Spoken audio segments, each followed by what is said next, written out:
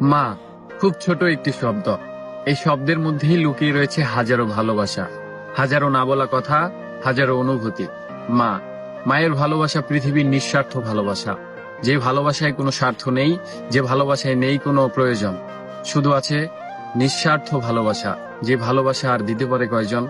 পৃথিবীর শ্রেষ্ঠ ভালোবাসার নাম যদি বলা হয়, তাহলে আমি বলবো সেই ভালোবাসার নাম মা। কারণ মায়ের ভালোবাসার সাথে অন্য কোনো ভালোবাসার কখনো তুলনা করা যায় না। মা খুব ছোট একটি শব্দ, যে শব্দের মধ্যেই লুকিয়ে রয়েছে হাজারো না বলা কথা। কখনো মাকে বলতে পারিনি, মা তোমাকে অনেক ভালোবাসি আমি।